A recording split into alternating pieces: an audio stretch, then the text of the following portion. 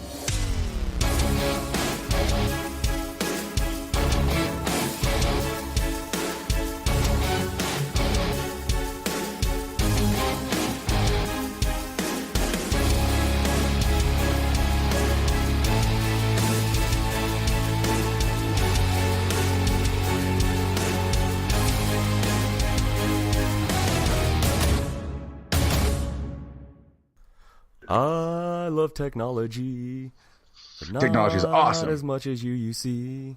But I still love technology. Too bad we don't have Always auto-tune. and forever, right? Oh man, I can't believe that, dude. I had everything set up for this new awesome intro, this new show with a new background, all new overlay, all this kick-ass shit. We were going technical for this show. And the Skype feed went down. That's awesome. How awesome is that? This is like twice in a row that I fucked everything up. No, actually, you fucked it up last time. No, I fucked it up last time. But anyways, I will on that take note, responsibility. we're here. We're live. This is MMA to the Max, episode number 40. I am your host, Robert Taylor, a.k.a. Robert the GOAT, and I am joined, as always, by my co-host, Joseph Hudson, a.k.a. Riverside Joe. How are you doing this fine Thursday evening, Joe? I'm all fired up, buddy. Since first thing this morning, I've been raring to go. I'm amped. I'm psyched. I'm pumped. Yeah. Yeah, that'll do it. I'm good, man. Oh, yes, cool matching shirts. That's what we do here at MMA to the Max. We coordinate the skill sets. You know, there's only two shirts out there, so they might as well be worn by the only two people that are probably going to buy them. But, man, True that. last time we recorded on the Thursday evening, it was when we did the Ask Us Anything episode, our first time going live, and it was after the whole Conor McGregor debacle with the bus. So, Oh, that was good. Yeah, that was a good Thursday live show. let's see if we can match the Top quality of that episode with the midlife crisis show, episode number 40. This episode is technically more numbers than I have years on this earth right now. So, way to go, show. Hats off to you. And about 20 more IQ points than you have as well. Yeah, that's me on a good day. Oh, man. So, we're about, what, 5? Lots to discuss. Yeah, lots to discuss. A lot of, this past weekend, 2 great shows, at least in the MMA community is concerned. I know there was some kickboxing and everything, but we're strictly sticking to mainstream MMA for the most part. That's what gets views. We got to talk a boxing match, though, my friend. What, are we going to talk about Lomachenko being the best there is now? Ooh! I mean, that's... I don't know if I've said it before, but damn, that man has some that footwork. That dude is some movement. He's about to infringe on the GOAT status of Floyd Mayweather. I think so. He's won belts 3 different weight classes in like 13 fights or some shit, which is way faster than De La Hoya. De La Hoya did, I think, like 32 or 23. Something, it doesn't matter because he was wearing a dress and heels when he did it, so Lomachenko wasn't doing that. That's right. I'm going to adjust this thing to get a little better view. I don't think people really want it that close to my face, so it's whatevs. No one does. Yeah, dude, Lomachenko is a beast, and what he's accomplished in such a short amount of time in his boxing career is just ridiculous and pretty much unmatched, especially in modern day boxing. So, yeah, I mean, I think Floyd's got some competition. I think Floyd is the best ever. I don't care what anybody says about the yesteryears of boxing. What Floyd has been able to do against the talent he's been able to do it against is unmatched in my mind. But Lomachenko's slowly getting, no, I take that back, quickly getting up there. Yeah, he just doesn't have the same number of fights under him, right? I mean, Yeah. 50-0, even though you can say whatever about the Conor fight. Lomachenko does things like nobody else does. I've talked about distance management, footwork, blah, blah, blah, all the crap that I really enjoy in fighting and in striking. Lomachenko does it all. His footwork is second to none, and that's where it all starts with him, is his footwork. He's got pretty good head movement. But with him, it's all about the footwork and the angles and coming in. And look, I know I'm a huge TJ Dillashaw dick rider, as we like to say on this show. But you can see shades of Lomachenko in TJ's fighting, and I'm going to say it that way on purpose. You can kind of see the way they're peeking and poking and using their head as feinting instead of so much shoulders and stuff like that. It's pretty fucking cool. So. Yeah, Ryan said he did get dropped. That is true, but I mean, Floyd's done it too. He got dropped. I think that's his first time in his professional career. He got cocky. He got a little lazy. His hands were low. He likes to stay in that mid range, not in the phone booth, not outside on the end of a punch, especially with a guy who's bigger and stronger than him like that, right? So he was staying in that mid range. He kind of went straight in with his hands down to come for some weird angle, and he got popped. And he's so light on his feet, it doesn't take a ton to hit someone moving in like that who's so light. But yeah. Well, that's enough about boxing. This is MMA to the max. This isn't boxing to the match or to the max, even though we will talk about some big time fights when it comes to the boxing world. But this is MMA to the max. And this past weekend, 5 days ago, we had a really good UFC card again that was completely and utterly underpromoted. Under the radar. Which is great card, great fight. I mean, probably one of the most dominant champs.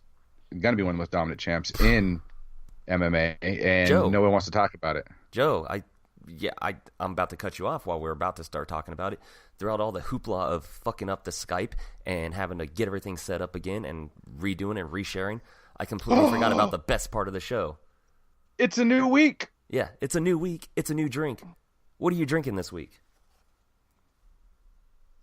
For all of our viewers right there, I am drinking the Garage Brewing Company Inline IPA. I love that. I'm getting you on that place. Oh yeah, well we've tried a lot of. I'm obviously a huge IPA nut. I'm a hophead. I haven't had the Garage Brewing Company's IPA. I'll be honest. Alcohol content wise, it's definitely not a session. It's 7.5, but it tastes like a session. It's not very heavy. Not too hop forward. It's really smooth, really easy. Doesn't have that kick you in the bitter sweet spot in the back of your mouth like the IPAs I usually drink. But fuck, it's good. Like I can drink this all day. I probably wouldn't last all day, but I sure as hell could try. Yeah, they got a lot of good IPAs, man. Their Hatch Chili IPA. I can't say enough good things about it. Yeah, I haven't had that one. I'm a little apprehensive to go for I don't know. I know infusing things and doing new things is kind of the new trend in craft brewing, but I don't know if I'm on board with putting that shit in my beer just yet. To be completely honest with you, I'm kind of scared to try that. But what you drinking, buddy? What I'm drinking is not what I was originally going to drink. Just so anybody knows, I got a bad bottle of what I was going to drink, which was the Royal Brewing Company out of Redondo Beach, California. It was their Port Naval. I don't know. I threw the bottle away. Basically, everything that came out was nothing but carbonation and fizz. It was absolutely ridiculous. It's like as soon as the liquid hit oxygen, it just fizz. It was horrible, weird. Anyways, so I decided to switch over to something new that I found at Total Wine & More. The Bravery Brewing Company's King Korova. It's an Imperial Sweet Stout, 9.5% alcohol by volume, 65 IBUs, baby. That is not a session. And it is absolutely delicious. So, but now that we got that out of the way, yes, Sandra, I'm saying it right, obviously, I think. Yeah. It's an O. That my cousin, definitely Sandra. is a, I just saw the last name, Hudson. Mm-hmm. How come have I met her? I don't think so. Oh, okay. Yeah, it definitely is a beer bummer. It pissed me off because I was actually held that beer in my fridge for a good 3 weeks waiting to do the show, one of the shows. Anyways, yeah, you were looking forward to that beer. We've been talking about it so much. Yeah. Anyways, back to the fights. UFC 224 main event. Hello, Sandra. Amanda Nunes versus somebody that had no right to be in the fight in the first place. And I'm sorry, not I hate after to say the layoff. Not after the layoff. Okay, Exactly. She deserved to be number 2 contender, but she needed some kind of warm up. With or without the warm up, though, I don't know if it would have made a difference. It wouldn't have made a difference. Amanda Nunes is the best 135-pound fighter in the entire world right now, and that is without 135-pound female fighter in the world right now. You know what I mean, but that is without debate. Without debate. No question. Heck, she looks like she could compete with Cyborg. That performance, the way she – I mean, again, we've talked about it time and time again, but she looked fucking powerful, strong, composed. We got to see that fight. Sorry, I jumped ahead a little bit on that. But... No, that's fine. No, you're absolutely right. I'm tagging my buddy Keith there from MMA Takeover because Sandra asked a question, and I don't quite know it off the top of my head. So he's the expert of the older school MMA, so he would be able to answer it. I don't know who that guy would be either. A kilted gentleman with a lumberjack. I'm thinking that might be one of the bushwhackers or something. That's about all I can remember. But that's not MMA or 2008. Yeah, but so anyways, Amanda Nunes just absolutely dominated that fight as I knew it and everybody else knew it. The people out there that were just saying that Rocky was going to win this fight, it was completely wishful thinking. You can wish for her to do it. You can hope for her. You can cheer her on. But if you actually thought she had a chance in hell of winning this fight, you just haven't been watching. I'm sorry.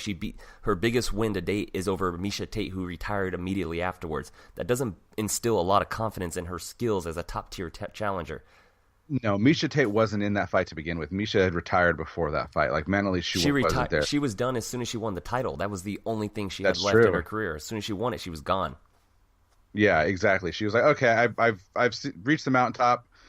I'm good. I don't want to stay up here. And then she lost it. It wasn't like Nunes wasn't going to take it from her anyways, but she lost it to Nunes, and then her fight against Pennington, she wasn't there. Pennington is a great fighter. She's a tough fighter. She's a good fighter. But she's not on that level of Amanda Nunes. Amanda Nunes is on that 6 years ago Ronda Rousey level right now. If you want to make a very poor reference, but as far as in terms of being that far above the competition, yeah, exactly. I mean, okay, the only people that give her any kind of fits, who I think she still beats, are Shevchenko because Shevchenko's too small, and Holly Holm, just because I think Holly Holm lacks. She just lacks something at that level. It would be a great fight. Her versus, I don't care how many times Holly Holm's had, how many shots she's had. Like the joke about Uriah Faber was, he's always getting title shots. Yeah. Same thing with Holly Holm, but I want to see Holly Holm and Amanda Nunes. I think that's an amazing fight. I think that's the only one that's going to give her any kind of fits. Not as much as Cyborg and Nunes, but Sure. Well, and that's also with Holly Holm fighting at 45 against Megan Anderson, so that kind of puts her up in that whole 45 Cyborg territory still. So I don't know. Yeah, but Ryan Silva might be right. It might be Caveman from Strikeforce. Yeah, David Rickles maybe. Rickles, yeah. Another fighter, she's undefeated in the division. She just came off an absolute mauling of Kat Zingano, is Ketlin Vieira. So yeah, I wouldn't mind seeing her step up. She might need one more fight, but she's got skills. She's there. I don't think she could beat her. Like I said, I don't think anybody at the 135-pound division beats the Lioness right now. But I want to see the fight. I mean, I think she's got the best chance in that division. The best chance to beat her is the way Kat Zingano did, ground and pound her out. But her jiu-jitsu is her cardio's gotten better. That's the problem. Well, that's what I was getting. Yeah, it's not that's your best chance to beat her, but her cardio is strong. Her takedown defense is still okay, but she is so good at keeping you at the end of her punches. It's hard to get in to get a takedown against her. I'd like to see her go up against someone who could really grapple her, but I don't know what woman. Caitlin Vieira maybe get in there and grapple with her. Yeah, maybe. We'll see. I mean, either way, it's Amanda Nunes' world, and we're all just happy to be a part of it. Yeah, I mean, all the other fighters, it's basically, I mean, she needs to be promoted better. She really does. You can go back to when she fought Ronda Rousey and her comeback. She wasn't promoted one fucking lick. Yeah, she was the champion. Really? But it was all about Ronda, and I get it. Ronda was making her big comeback after her very first professional loss, but it was all about Ronda. It wasn't like Ronda's going up against this killer. Yeah, it was a lost opportunity. Yeah, big time, because that could have made her. Instead, they turned her into a nothing going into the fight, which in turn, even though she won, the crowd was like, meh, why should I care? Yeah, they're like, oh, okay, this person beat Ronda, she's washed up. It wasn't even what Amanda Nunes was doing. It was more on that. Yeah, on that same note with Raquel Pennington, I know there's been a lot of discourse and people saying this, that, and the other about at the end of round 4. She's saying, hey, I'm done. I want out. I've got none left, essentially. What did you take on her corner's position? I know she came out on social media afterwards and backed her corner, backed her team, her coaches, but hell no. Fuck no. You kidding me? I'm sorry. Should they throw the towel in or no? Absolutely. No? When the fighter tells you she's done, you don't send her out for more punishment. That's exactly what she had. She had nothing left. She just went out there and took more punishment. Unnecessary punishment. As a corner, you're there to protect your fighter besides coaching him. And, the ref and the doctors were right there. As soon as she said that, that fight should have been done anyways. So I don't just blame the coaches. I blame the doctors. I blame the referee. As soon as the fighter says, I'm done, I'm not going back, it's done. Fight's over. Did the referee hear it? I don't remember who was reffing, but did the referee hear it? Because then it could be verbal submission, right? Not the ref in the cage, but they always bring another ref in with the doctor on the side. So yeah, on the sides, there, for sure. But that fight should have definitely been over. Yeah, I don't know how I feel about that because she could stay on the stool for an extra minute or something like that. That's been known to be done before. Yeah, I don't know if she didn't have a stool, but I'm torn on it. I think. I'll try to put myself in that position, and okay, when she's in sparring and she gets down, does she go like want to quit? After 4th or 5th round, and they're like, "No, you got this in you. You got to keep going." Is that kind of like what do I want to say here? Like you get a girl who's pretty, and she says, "Oh, I'm not that attractive," because she wants to hear you say, "Yeah, you are." So she was fishing for motivation and such. Like, I'm done. I'm out. No, you're not. You've got this, Raquel. You can get in there. You still have a puncher's chance, which she really didn't.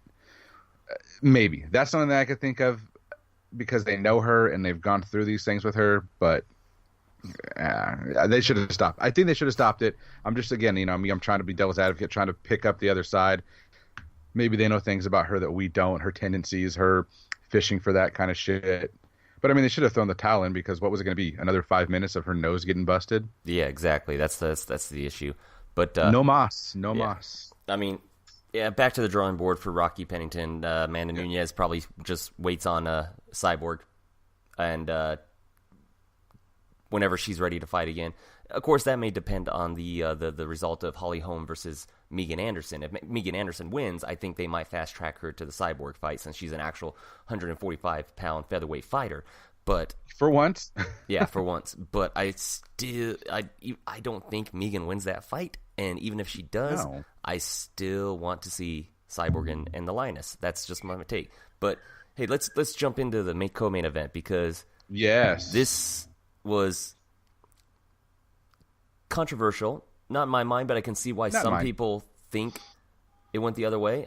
It could have, and there would have been no complaints on, I don't think, anybody's end. But, I've seen people saying it's a robbery and all that stuff, and I'm like, okay, no, close fights can't be robberies, so stop overusing and destroying that word. Dude. It's not a robbery, yeah. Kelvin Gastelum survives a pretty scary first round with Jacare on top of him, and comes out and wins the next 2 rounds and gets a split decision over one of the greatest middleweights of all time. Mm-hmm. And Kelvin's still a welterweight. At this point, title shot? Yeah, right? He's next. Yeah, he's next for the winner of Romero Whitaker. I think that's why they timed this fight so close. They were going to give the winner of this one the winner of the title. That's the way I saw that. That's why it was timed this way. Yeah, I actually didn't score it a split decision. Well, you scored over Gastelum, but I did too, and it was 29-28. I scored it a draw. Oh, that's even fair, actually. I saw 10-8 for Jacare in the first round. He was in mount. He was in top position. He dominated him for 3 out of the 5 minutes on top position, from mount to half guard to side. He dominated him on top. I don't know if the new scoring system is enacted down there in Brazil or not, but to me it was a 10-8, and then Gastelum won 2 and 3. To me it was a draw. But I said it's a draw or Gastelum won if you didn't give it a 10-8. And so I saw 29-28 Gastelum, or I really saw it as a draw. But I saw it as 29-28 Gastelum. If anybody would have given it a draw or even given it 29-28 to Jacare, I was not going to be upset. Correct. And I don't think anybody should be upset. So, you see these people out there claiming robbery, and it's like, God damn it, man. You guys are watering that word down.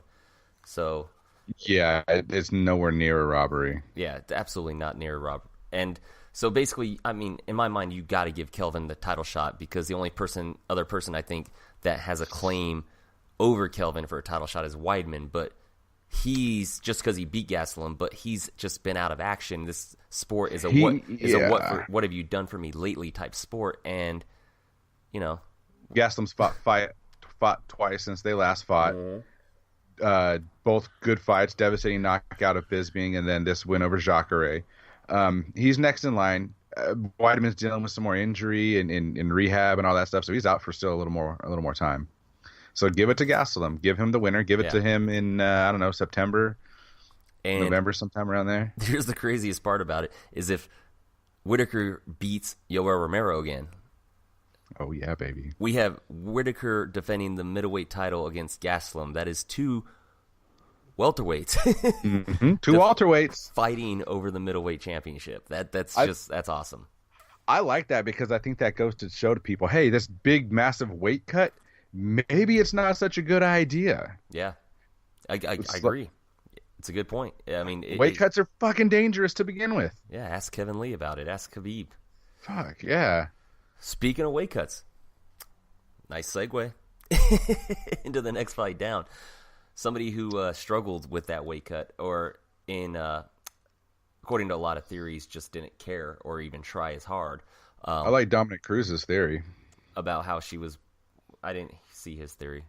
His theory was that she was purposefully overweight because she's a grappler, and in grappling in particular, more than striking, size is very important. That's what I saw going around the internet. It's an interesting theory. It's possible, but I just think she might have also been in a lot of turmoil over the getting kicked out of her camp and needing to find a new camp, a new home, and everything. She perpetually misses weight. I think this is her third time professionally in 7 fights. It is. Well, when you look at her body, of course she's not going to make 150 She has pounds. no room to cut any weight. Yeah, she hasn't. Well, I mean, I'm not trying to be crass or anything here, but they're just not going to disappear unless she gets a reduction surgery. But that doesn't need to happen. But she definitely, again, we can say it about guys.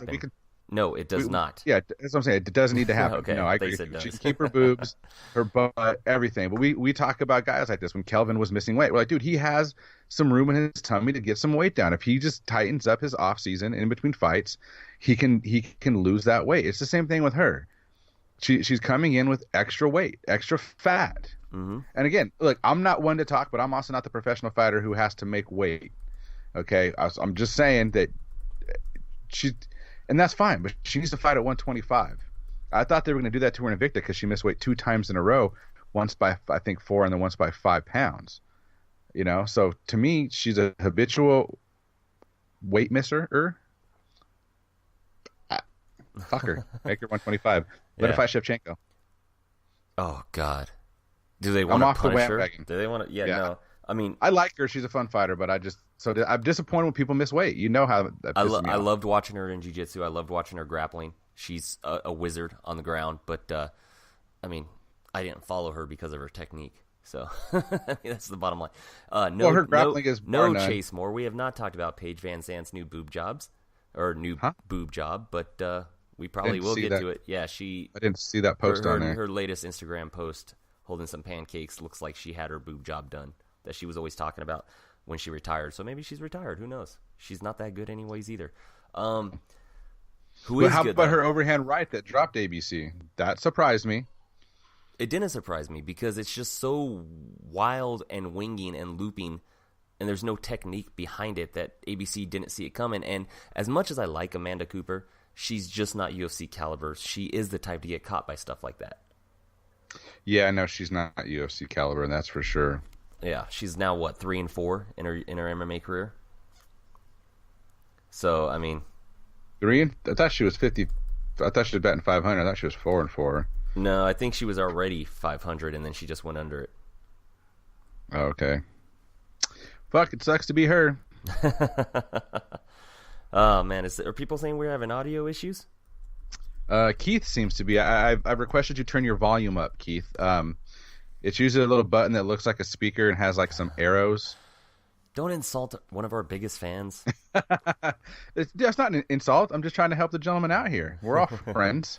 We're all the MMA to the max community. The community that's to the max. That's right. That's what we do here. Right.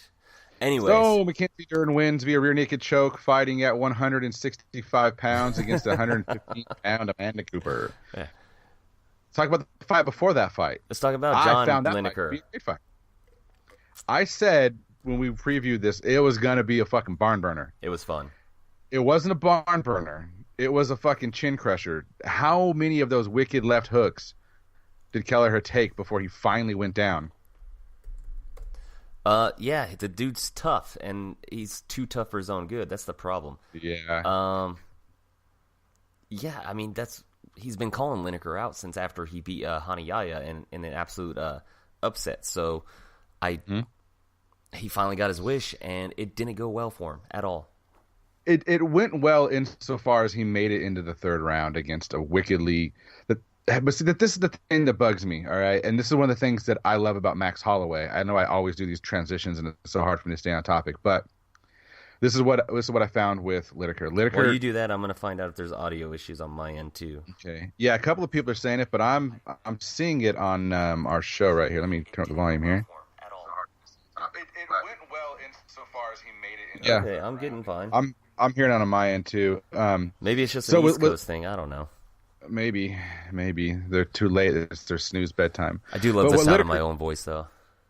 Lineker kept coming back to that left hook. He found a home for it early and kept coming back to that left hook. Kelleher did nothing to change. He didn't do anything to stop it. He didn't change anything.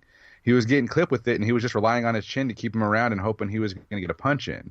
His inability to adapt in between rounds is what I was disappointed in. And then what I love about Max Holloway is Max Holloway doesn't just adapt between rounds. He adapts in a round. Even when he's winning, he finds ways to if his left hook lands, he finds new ways to set that left hook up.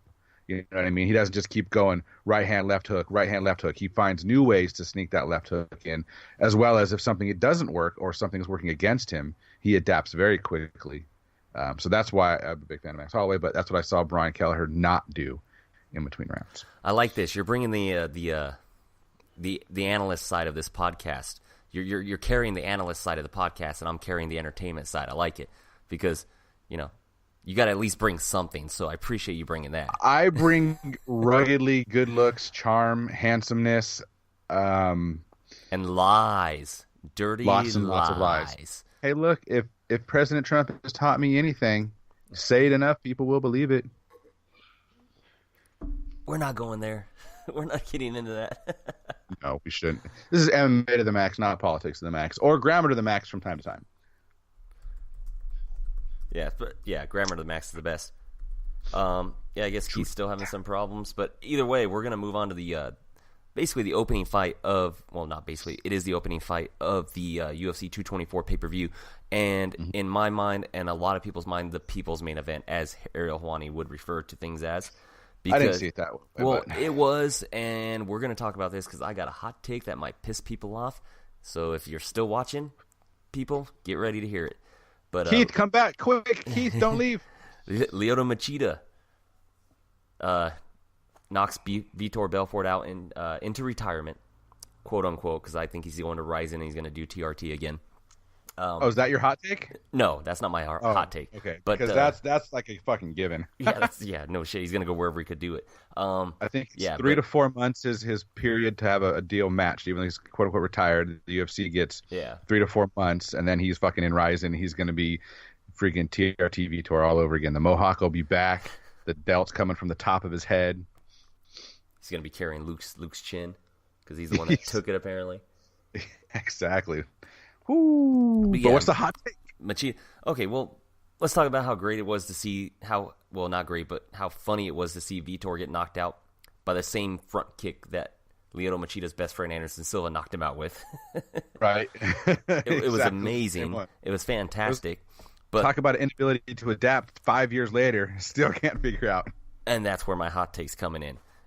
They want to call it a legend versus a legend fight. They want to talk about Vitor Belfort, a surefire Hall of Famer, a legend in this sport. Vitor Belfort has done jack and shit in this sport.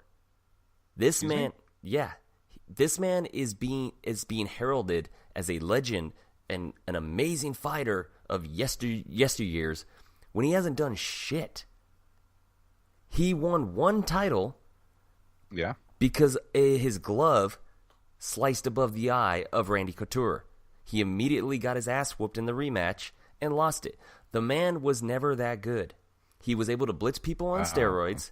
He was able to catch people, yes, for sure. That was a really shitty time in MMA where nobody knew anything, really. He was never that good. He was able to. He had his blitz. He had his speed. That's it. If he didn't get you out in that first round, he was basically done. Is what you're trying to say. He was never that good. I didn't get this hoopla. When he came back to the UFC, he starched Rich Franklin, who was already past his prime, and had his soul taken away by Anderson Silva twice. He starched him at 195 pounds, and people wanted to say that he was going to be the one to beat Anderson Silva. That was shut down real fucking quick. Oh, yeah. The closest he got to a legacy in terms of championship caliber and skill was catching a still very young and inexperienced, although champion, John Jones in an armbar that he couldn't finish. I'm looking at his record right now, and I really love arguing with you and telling you that you're a jackass. I'm sure a lot of people are going to think I am, but I've told my friends this before. He's never been that good.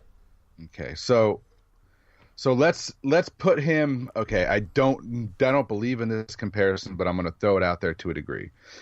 Would you say that Bisping is a potential Hall of Famer in the UFC? Yeah, and if Bisping fights Vitor not on steroids, Bisping wins that fight. Okay, I'm gonna agree with you there. As a big Bisping fan, technique wise, as long as he's not a juiced out Vitor, he wins. He did win the belt. He beat Luke Rockhold. He did defend it against a number 15 fucking ranked guy in Dan Henderson, right? But one of the reasons that you give Michael Bisping is the second best middleweight of all time, behind Anderson Silva. That's another hot take that people might not like. But I'm not going to debate on that because my point I'm trying to go with is sometimes simply longevity in the top 10 is something that's commendable. So he's always fought. You look at the guys who he's fought. He's always fought high level guys. He was never down there playing around with the unranked guys and all that, having to come back up. He was always at the top. So he was a guy who was, for whatever reason, was at the top for a very long time. Mm-hmm. So for that reason, the longevity in it alone, and his popularity in Brazil, for whatever reason, he was probably the most popular fighter to come from Brazil. Like, I don't know what it is, and so that says something for at least the global audience. I'm trying to find a fucking, because I don't like your argument because it's good. Yeah, I mean, and I know Keith. I think Keith's putting out an argument there, but half of those wins are on TRT or steroids. Sorry, I'm sorry. There's yeah, Keith is kind of reiterating what I was saying. 22 years at the highest level. Again, and yeah, you can see the guys that he's beaten. He's fought at the highest level. He's done some great things. I don't discount that. I can get your perspective on this, but I think he deserves to be in the Hall of Fame simply due to longevity at the top. He's not maybe the best fighter at 185. Yeah, see, that's the thing. It's the longevity. It's the longevity. Fighter. It's the longevity. That's all it is. He's never been that great. That counts for something, though. That does count for something because you see a lot of these guys fall off pretty fucking fast, and up until maybe, TRT. I was going to say, what has he done without steroids? What has he done? He's been on him his whole career. You can tell. His first fight off the juice was against Chris Weidman, and Chris Weidman survived that first round flurry, put him on the ground, and smashed him. Yeah. So, I mean, it's whatever. Hey, you know what? It's just an opinion. Keith, you're welcome to yours. Chase, you're welcome to yours. It's just my opinion. We all have a different one. Well, Chase, Keith, you and I, we're all on the same page. Robert is a jackass. That's all. Well, Yeah. It's been called worse by better. yeah, that's whatever. But let's talk about a couple of the prelims real quick. Not really a couple. I just want to talk. Yeah, actually, exactly a couple. I want to talk about two. Exactly a couple. Yeah. 1, 2. Mr. Ezekiel Choke himself. Oh, so pretty. Yeah. You saw him setting it up. Like, Albini, Christ. why did you let him? Why do you go for underhooks? Why would you underhook a guy who's got no gi Ezekiel chokes? I think like 15 or some bullshit in all of his MMA fights. It's like 10 or in the UFC. it's like 11 or 15 or 20 billion or whatever. You don't underhook him. It's absolutely amazing. It's amazing to watch when he gets it. So, I mean, yeah. So It's a nice comeback. It's a nice win coming off of that absolute mauling that he took from Curtis Blades, who's going to be the next title challenger after he dispatches of Alistair Overeem. In my mind. What? Alistair Overeem? Wait, we're talking about TRT again? The other prelim car fight I want to talk about was the loss of one of our local boys here from Corona, California, Sean Strickland, taking getting knocked out by a beautiful capoeira kick from Zalisca dos Santos, man. That was a beautiful wheel kick. Oh, Jesus, set up, dude. So beautiful. I hate to admit this to our wonderful fiefdom of fans here, but anytime, for whatever fucking reason, and this is what we can get into, we talk about some news about the whole UFC ESPN deal. It's on FX. My DVR doesn't record it. I was at a birthday party, kid's birthday party. I was going to come back, watch it, so I missed that fucking fight. I wanted to see it so bad. Yeah, so just replying to Keith here. Oh yeah. Anyways, he has a much better resume than Matt Serra, King Mo, or Mo Smith. And I don't think they should be in it either. So, anyways, that's why it's not called the Robert Hall of Fame. It is the UFC Hall of Fame, where people who are friends with Dana White. That's right. That's why Frank Shamrock, who should be in it, isn't, but and never will. Let's talk about let's switch gears. Let's talk about the other card that happened that night. Oh yeah, which one? The one that took the Bellator Heavyweight Tournament one step closer to our both predicted winner to take it all. Mm-hmm. And yeah, that's the fight didn't go in anything like I thought it would, to be honest. But King, it went just a smidge faster than I thought. just a smidge by about 4.5 minutes. Yeah, exactly. Not how I expected it at all. But I'm not gonna be mad. But yeah, dude, 15 seconds. Ryan Bader knocks King Mo the fuck out. Wow, is all I gotta say. Yeah, I mean, Bader he's a top 5 of all, top 10 of all time, but he's top 5 currently right now. He's top 5 current light heavyweights for sure. And he still is so completely underrated and under the radar by everybody.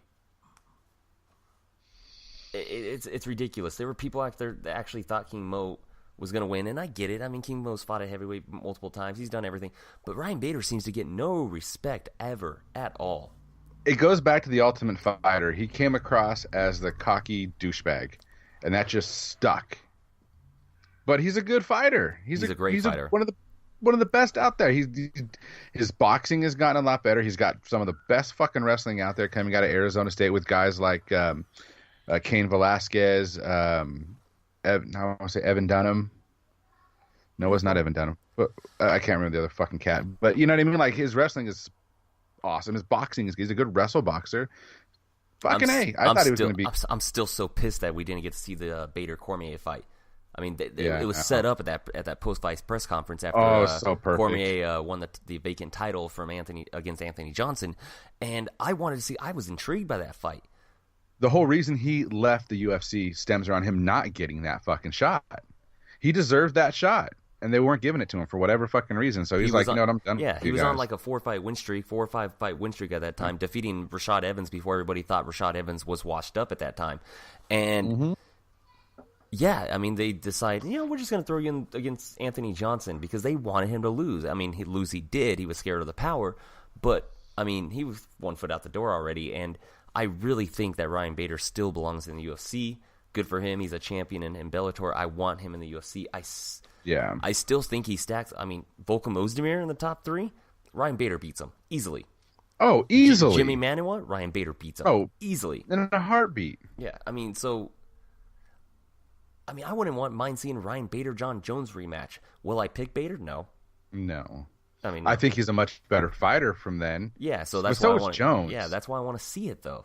I want to see these rematches. Those two were matched up way too early in their careers, but it is what it is. Well, but they were matched up at the right times in their careers, but Johnny Bones Jones, nobody really knew what the hell he really is or was. Mr. MMA Takeover Keith Schillen. It was Aaron Simpson and CB Dollaway that he was wrestling with.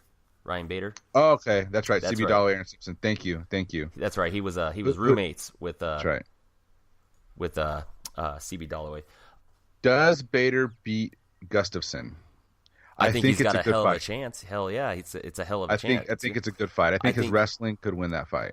I think it could too, but Gustafsson's got underrated wrestling for being a striker. He took Cormier he does down. have good wrestling. He took Yeah.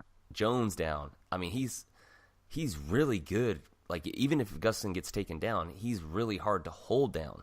So he is, and his striking is definitely better than Bader's. But I think Bader's power double leg is like no other in light heavyweight, and that's hard to stop. When he gets in on the double, he usually will get it. I just think it would be a good fight. And yeah, Keith, I just said, I said it just a couple seconds ago or whatever, minute ago. Yeah. I think Bader absolutely pummels beats Ozdemir. Oh, fuck yeah. Pummels him. Picks him up, puts him on the ground, and smashes It looks him. exactly like Cormier beat him, except that he's not going to stay on the feet as long as Cormier did. He'll throw that wicked overhand right, shoot on his power double, take him to the ground, and smash him. Yeah, speaking of wrestling versus striking, the co-main event of Bellator 199, John Fitch does what John Fitch does. Shuts down Paul Daly, who, although he's been around for so long, still cannot figure out how to stay upright against wrestlers or do anything when he's taken down against them. I'm just happy that Paul Daly didn't get up and punch him after the bell. No, I'm glad he's got a little bit more class now than that. But to be sitting there taken down, and instead of getting up, he's booing back at the crowd and at the ref and at John Fitch about the ground and pound that he's receiving. It's like, no, you don't boo. You fucking learn some technique. He says the ground game is boring. So I guarantee you, on jiu-jitsu days, on wrestling days, he doesn't show up. He just wants to strike, and he's a good striker. He's a great MMA striker, but his kickboxing, he can probably kick a lot of dudes' asses. But I think he would just be the Vitor Belfort of fucking kickboxing. He'll be a top contender. Overrated and on steroids his whole career? No. He will be a top contender, maybe touch a belt, but I don't think he can beat the elite of the elite when it comes to the striking. I just don't see it. I don't know. Like, put him up against a Joe Schilling. That'd be a fun fight, but I would pick Joe Schilling. Yeah, Joe Schilling's middleweight, right? He's fighting. So, but you can still do bigger. it. You can still do it. But he is bigger. But I mean, that's what I mean. Like, Joe Schilling is a great fighter, great kickboxer. And like Ryan said, Ryan Silva said Ryan Bader made $150K for that fight. That's 10 seconds $10,000 a second. Wow, I'm in the wrong career. I should get on some juice and start now. I'm too sweet and nice and pretty. I don't want this. And this can't my fight. money maker. And I can't fight. I'm a pussy. And get choked out by people half your size. Bitch, I submitted Kimura, motherfucker. Or was it Americana? I can't remember. It was Americana, but that was after I choked you out. Anyways, let's talk about one more fight on the main card before we jump into the 1,000 followers, preview. dude, and we'll do it again. Yeah, that's right. Aaron Pico is doing Aaron Pico things. That's the best way I could describe it now. Aaron Pico TKOs somebody with he just TKOs another person with a body punch again. That's just what Aaron Pico does. Aaron Pico does what Aaron Pico does. Okay, you can't stop it. You need to fight him like this. Yeah. But it's not even, you got to get the arms like right in there, and just because he throws that hook real tight and close to the body, he doesn't loop it out. It's just like straight off the body, and he just turns everything into it. Damn, that kid is scary. Dude, and you remember when he made his debut and he got knocked out and people were just writing him off as just hype. Yep. I didn't write him off, man. He was jitters, and he was fighting weight class above. Yeah, that was a 155. We're like, he should be at 45, which is where he's at. Yep. And the jitters are gone, and he's in, dude. Oh my god, he's destroying. Look, I mean, granted, these are cans, but I mean, Pico's a kind of a can himself, and if you think about it, he's only 3-1. So yeah, I mean, he's still new to the sport. So I mean, these are the people he should be beating, and he should be beating them the way he is beating them. And it's crazy because it's like Brock Lesnar in WWE has a shirt that says like "Eat, Sleep, Suplex, Repeat." Yeah, Aaron Pico is eat, sleep, body punch, repeat. That's just what this guy seems to do, and it's amazing in a row. Watch. It's amazing to watch this kid. It's amazing to watch him. I cannot wait to see his career progress. Yeah, Lee Morrison, I mean, had like 28 fights in his career. He was like 18-8 or some shit like that, dude. But again, he was like a local scene guy, not a big name fighter, so it was a bit of a can. But and this kid, he's a fucking kid, man. Well, Vitor had over 40. That doesn't mean so shit. Good. Yeah. Aaron Pico's the real deal, guys. He's absolutely the real deal. And when he gets built up enough, I cannot wait to see him in Patricio Pitbull. Fireworks, dude. But see, now you're talking speed and power versus skill and technique. I can't wait. I think Aaron Pico continues his run at 145, and I think he's going to get fast tracked to that title shot. I think he's going to get fast tracked to Pitbull, and I'm stoked. The sky's the limit for this kid. They don't fast track people in Bellator. So who? I don't even know who at featherweight they've got other than Patricky. Like I can't name off the top of my head another featherweight to put him against. Like who else do they have at 45 that would be a fun fight for him? I can't. You pull up their roster, you got anybody? Nah, I mean he's gonna get built up slowly. I think not off the top of my head, but yeah, I just unfortunately again that's the sad thing. The Bellator they don't have the depth and stable of people I could probably name. Just start naming off at least 5-10 fucking featherweights in the UFC, if not more, if I just started getting on a roll. And it's because the UFC is bigger. I get it, but look, this is my hope for Aaron Pico. A couple, 2-3 more fights, work his way up to a pit bull, get himself a belt, defend it a couple times, and then go ahead and bring his ass over to the UFC. And do a little Alvarez and just say fucking drop the belt and come over to the UFC where we can see him fight. Because in the long run, I would love to see someone like him after he's developed for another couple, 3 or 4 years, fight a guy like a Max Holloway, fight a guy like a Brian Ortega.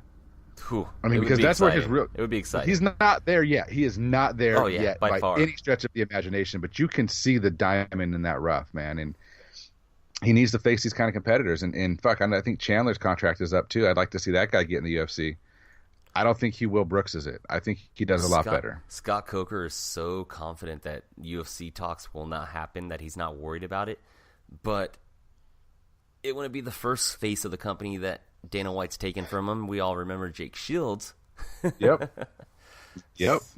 So, yeah, I hope Michael Chandler decides to test himself. I think he's top 5 easily in the UFC. I think he beats people like Justin Gaethje. I think he beats people like Dustin Poirier. I think he beats Eddie Alvarez again. I think he beats Alvarez again. I think he and Poirier are a good matchup. And, he's got to beat those people to get the Nurmagomedov fight that he is so confident he can win in. So I want to see that fight. So, I mean, yep. I was going to say that I think he absolutely destroys Conor McGregor, but then I might get accused of being a Conor hater by some people like I usually do, but it's whatever, because I am, bitches. Yeah, no, I think he beats Conor McGregor too.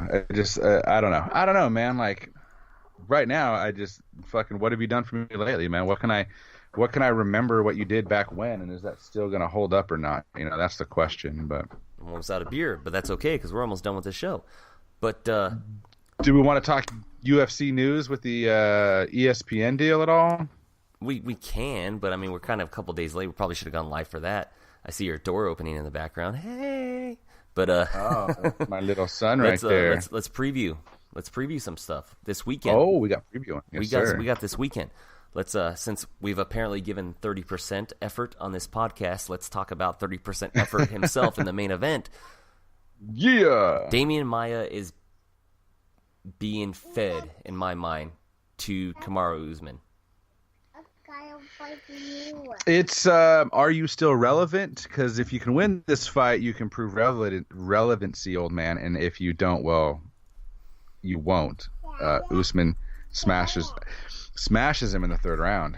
Yeah, I don't think this fight is close at all. I know a lot of people are picking Maia. A lot of people are pissed at Usman because of his last fight with Emil Meek, where he said, I only gave 30% effort. But this fight is not a fight Damian Maia wins. He does not beat strong wrestlers. It just doesn't happen. Oh, I'll call her Karu Usman. You can never say his name right. Usman I can get right. It's okay. You're being distracted by the little one. the little handsome boy right there. Usman can defend a single leg, right? He's pretty good at it, Yeah. and he fucking wins. Yeah, fight's over. I think he absolutely demolishes Damian Maia. I think it's. I don't even think it's close. I think it's an absolute slaughter. So. Yeah, I think that again, third round, I think it ends smashingly. And he goes bye-bye. Co-main event. He just came in to say hi. He came in to tell me that he was making some soup. Oh. He's made some soup for me to eat. A very sweet young man is always thinking about his dad at. And so Nice I got some soup. That's nice. Yeah, he's a sweet boy.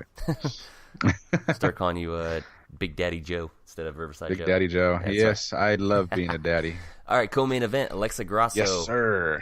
Who was thought to be like the women's star from Mexico that Dana White was looking for. Kind of faltered a little bit in the UFC, but she's taken on rising contender Tatiana Suarez out of Southern California. I got Suarez by like I'm a without big fan. Yeah, I think she's a future champion. I there's not even a question in my mind that she absolutely dominates Alexa Grasso. Dude, I can't explain to you what a fan I am. There's a strawweight who will be a contender soon. She's fucking good. She's very well rounded. She's got such good fight IQ.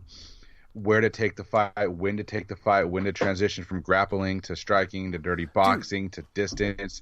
She's just phenomenally a good, smart fighter. But this shit, for some reason, she is not being promoted the way she should be. This woman has Olympic caliber wrestling. Oh yeah, no joke. She would have gone to the Olympics if she didn't. Excuse me, Bert. Right. If she didn't find out she got cancer, if she didn't have an MRI and a CAT scan, she beat cancer. She had a cancerous growth on her thyroid, dude. She beat cancer. You think these other little chicks are gonna beat her? Cancer can't take this chick down, dude. She is going strong. I am such a big fan of hers, man. I can't wait. If cancer can't beat her, Alexa Grasso ain't beat her. I'm sorry. Alexa Grasso can't either. And I know Blake Stevenson is a big fan of her, so he might not be happy about hearing that because he loves Alexa, but.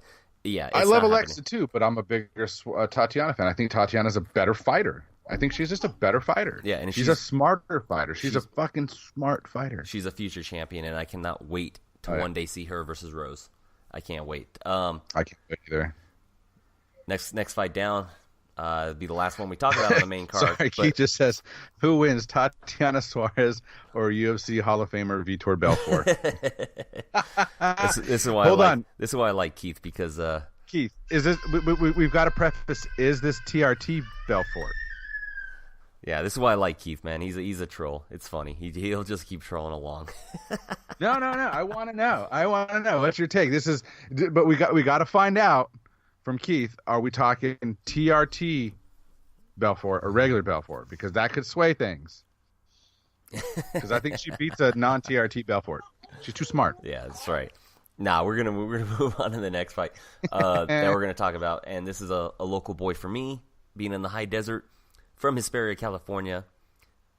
Dominic the Dominator Reyes, still undefeated, making his, I believe, third appearance in the UFC, taking on Jared Cannonier, which is not an easy fight at all, because Jared Cannonier is a former heavyweight who's dropped down, and a heavy-handed heavyweight. Absolutely, a big light heavyweight, very heavy-handed. I still think Dominic shows no signs of slowing down. I think he finishes him by submission, rear naked choke, first round. Well, Cannonier's anti-wrestling isn't the best. He can get taken down. I'm on the fence on this one. I don't know how Dominic's gonna handle that fucking power. Yeah, well, it's possible. I know you seem a little distracted here. Yeah, sorry, I was just kicking the little crapper out of here. Yeah, get out of my room. Get out, boy. No. I'm just thinking in my head, Cannonier's reach. I think Cannonier's got a big old fucking reach advantage of exactly 0 inches. And he is 3 inches short. That's why it seems like he's got a reach. Were you talking about 5 inches? Were you just saying that because he was dropping down and you thought he had a reach advantage, and you looked it up and you were like, oh wait, it's 0 reach advantage? No, it's because if you look at his physique, his arms, he can scratch his knees without bending his at the hips. But he's also 5 inches shorter than Dominic, so I think that's a racist they have comment. the same reach. No, one of my favorite people on earth, Earl, can itch his knee without bending down. I love that guy. He didn't have to bend over to itch his knee or his ankle, the fucking long-armed motherfucker. I love Anthony Jeselnik's joke. Like, I make racist jokes, and everybody says I'm racist. I am definitely not racist. A lot of my friends are black for Halloween. That sounds like Jeselnik right there. Yeah. Best living comedian right now. Anyways. He is funny. No, I'm on the fence on this one. I like Dominic's chances, but I'm kind of on the fence on this one right now. Fair enough. But hey, you know what? You want to talk about it? Let's talk about it real quick before, at the end of the show, we'll do it. Sure. UFC, no longer going to be on Fox. Striking a deal with ESPN to be shown on ESPN, the worldwide leader in sports. Not on the ESPN, the TV, though. Only on the fucking ESPN Now app. No. They're still going to show fights on the ESPN show, but a lot of everything, and they're going to have fights also on the ESPN Plus app, which is stupid because now, in order to watch all the prelims, because when you get a pay-per-view, at least this is how I'm taking it, how I'm reading it. When you get the pay-per-view, you can watch them on FX or Fox Sports 1, whatever. You watch the prelims there, but then you also have the Fight Pass prelims, right? Well, you still have the Fight Pass prelims, but then the other prelims are on ESPN Plus. Then you got the pay-per-view. So now, in order to watch the entire card, you're not only paying the $10 a month for UFC Fight Pass, the $6 a month, $5.99, I think, right? Or is it $4.99? $50 for the year. Who's going to buy it by month? $50 for the year. To watch the rest of the prelims, and then the $65 to watch the pay-per-view. Yeah, I like, to me, the extra dollarage sucks. And then, again, the way I understand it is the ESPN cards, the ESPN Plus cards, are beginning to end ESPN Plus. One-stop shop. All the ESPN cards. Okay, then and my understanding is it's ESPN. It's ESPN Plus. They're not fucking airing it on ESPN. It's simply a streaming platform. So it could still end up being on Fox. So this is what could fucking happen. You could have cards that are strictly Fight Pass cards. You can have cards that do Fight Pass prelims and then are Fox Sports, FX, right? Then maybe Big Fox, and then maybe pay-per-view, right? So you got seven options right there. And then maybe you've got your ESPN full cards. And then maybe – where the fuck am I supposed to watch the UFC? Where do I go to watch it? What show? Just like I was talking about early in the episode. Oh, these prelims were on FX. Yeah. So if it's on FX – thank you for the orange. Your kid's pissed about it too. Yeah, you don't want to watch the UFC on Fox Sports and I agree with that. Everything else, huh? No. He said no. Right? There's too many options, huh? Yeah, too many options. You tell them. That's right. So that's what frustrates me. Like, it's just, where do I watch it? Where do I watch it? Where do I tune in? And because UFC does such a piss poor job of promoting where the fight is taking place. Had they promoted it properly, I would have known the prelims were on FX and not Fox Sports, and I wouldn't have missed it. But they didn't promote it. I don't watch FX. How would I know? I'm on the UFC app. I read every fucking article. I'm a hardcore fan. I didn't know it was on FX and not Fox. Too many options. Give me a place to watch the shows. I understand. Give me Fight Pass prelims. Give me free prelims somewhere, and then give me the fight. Not Fox Sports 2, Big Fox, Fox Sports 1. All this pisses me off. This bullshit of having to pay $65 a month. Sometimes, depending on peak months, maybe twice if they want to have a pay-per-view in the same month. Plus $15 a month to watch prelims or other fights is absolutely ridiculous. You're looking, what is that? $80 minimum a month. Yeah, it's basically $80 a month to be a hardcore fan now. I'm all about fighter pay. If I knew this money was going to go to the fighters' pay, it would be different. Paying off, but I'm about to. I'm in the streaming business at this point with the way they're trying to fuck us. I mean, seriously, there's no reason to pay them anymore. Like, it's time to send a message. Yeah, I don't want to buy ESPN Plus. Now, some of the talks are this, and for this I understand, but I'm still frustrated about where do I watch my UFC fights.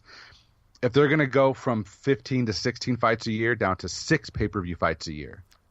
So you take the pay-per-view out, that's just losing a lot of money, though, for the UFC. I don't see that happening. That's just a lot of money lost. Agreed, but that's what some of the other analysts and media have been saying, that's a possibility. Okay, but that's their big revenue, right? That's where they make a ton of money is on their pay-per-view. So you're going to take that out. For what?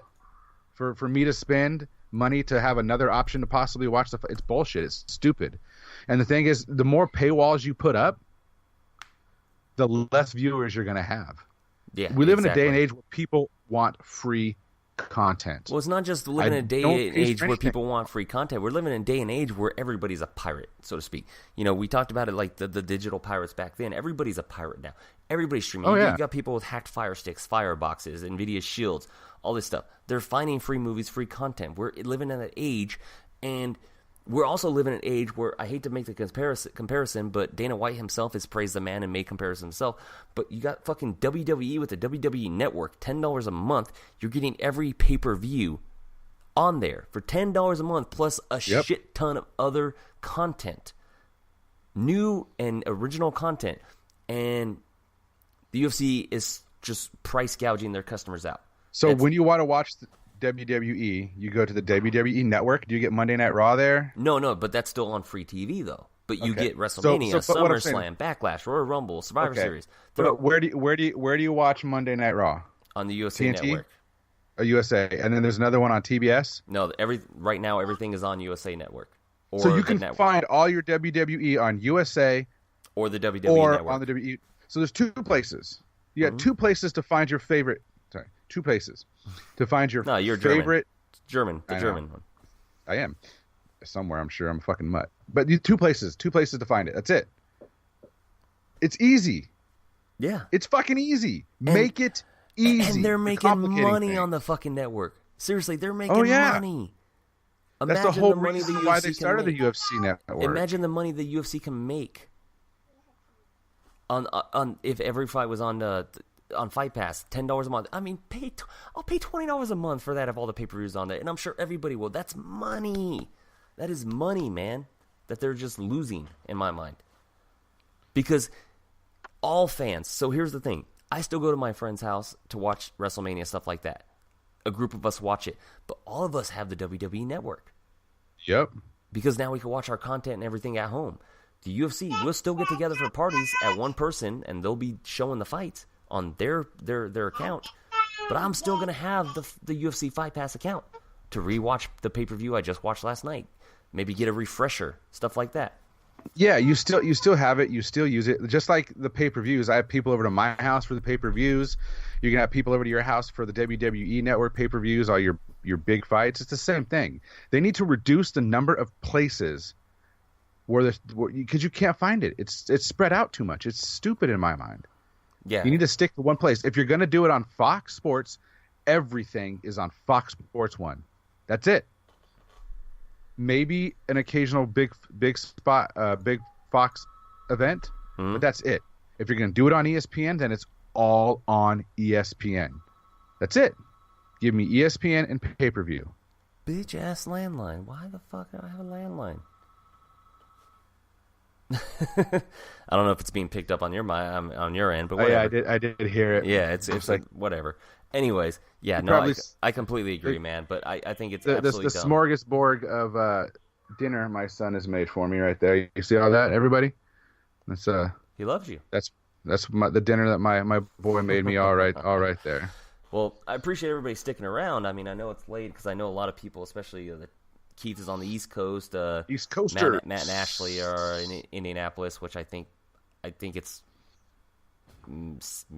what mountain 2 time? hours? 2.5 hours, maybe. I don't know, something like that. 2 hours, give or take. But Keith, if you didn't pay for the landline, you could have afforded ESPN Plus. Fair point. Fair point. That's right. Both of them you never want to use, but yeah. No. It was part of the deal for the cable package. Whatever. Need to unplug completely. But yeah, I think we covered everything. Oh, wait, real quick. I want to get your thoughts on this. UFC had announced the fight taking place in Moscow. By all accounts, it's a fight night event, not a pay-per-view. Correct. What are your thoughts? Is that a lost opportunity there? It's in September. It's plenty of time after Ramadan. So it doesn't make any sense to me at all. Yeah. Put Russia's biggest UFC star, Artem Lobov.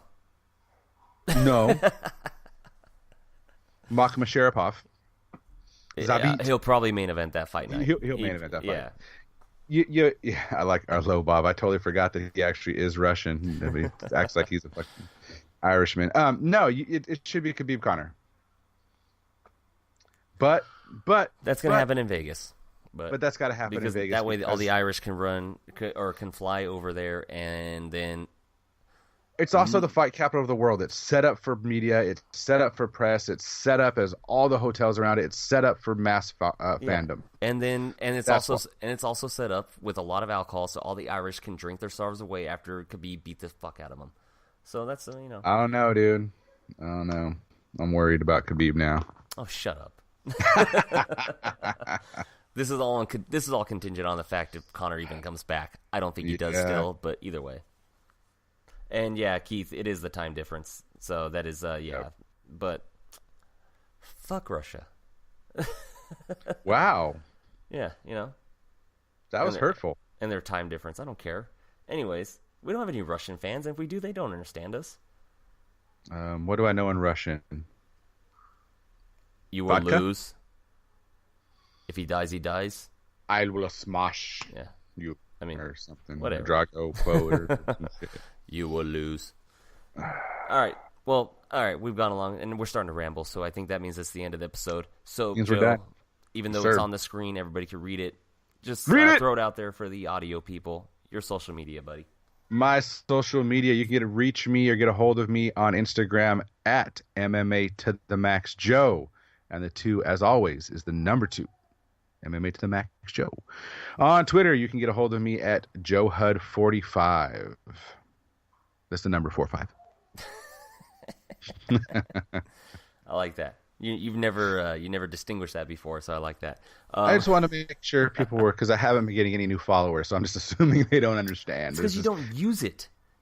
Oh, that might have something to do with it. Yeah, use your Twitter. Get out there. Tweet during the fights, man. Come on. Oh yeah, I'm gonna start live tweeting y'all. So follow me. No, live he's not. He's saying that, but he's not going to do it. The analyst on the show, Joe. Analyst of the show, Joe. He's full of shit. He's full of shit. He's not going to do it. Watch me now. Yeah, we'll see. Anyways, you want to find me on Instagram? It's MMA to the Max Rob. As always, it's the number 2. Find me on Twitter at It's Rock Robster. Yes, it's like the B-52 song. If you've asked, I've had people ask about it. Find the show on Twitter at MMA to the Max Show. Find us on Facebook at facebook.com/MMA to the Max Podcast. Find all of our shows on Spreaker, Stitcher, YouTube. That's where we upload them after we go live on Facebook. And anywhere you can get your podcast fix. Also, go to W2Mnet.com, which is the website that gave us our big podcast start. Check out all their content, movies, video games, wrestling, sports, entertainment, all that good stuff. Find our shows there. Find our videos there. Check it out. It's a great site. Because he's been such a great guy and a great supporter of this show, thanks to Keith Schillen. Check out the MMAtakeover.com. They have a great staff there, a lot of great people, a lot of great supporters of this show as well. They are one of the better websites out there. They're not biased. They're very informative. And Ryan Fortune, I might have said it wrong, but he's a good supporter of the show. Mm-hmm. He gets content. He gets news out. Really smart kid. Gets news out real quick, real fast before a lot of people. So check out the MMAtakeover.com, dude. I can't say enough good things about that website. It's a great website. So on that note, I think we're done. Yeah. Damn, this is a great beer. It was really good. Yeah, 9.2%, once again, yeah, bro. check it. Yeah, that's probably why I've been rambling. So if anybody hasn't here, but this is out of Lancaster. Lancaster, of all places. I'm driving my ass to Lancaster. That's an hour away. It's like tops. around the corner from you. Yeah. Bravery Brewing out of Lancaster, the King Korova Imperial Sweet Stout. I'm going to fucking Lancaster. Anyways, thanks for hanging out, everybody. This has been MMA Max, episode number 40. I think we'll see you next Thursday. If not, we'll see you soon. Our work schedules don't align, and we're trying to figure it out. But most likely it's next Thursday. So yeah, we'll make it happen for you. We'll make it happen, everybody. Next Thursday night. Thanks for joining, everybody. Thanks for hanging out. We'll see you next. Oh, well, hey. For my co-host, Joseph Hudson, a.k.a. Riverside Joe, I am Robert Taylor. This has been MMA Max. We'll see you next week. Take care. See ya.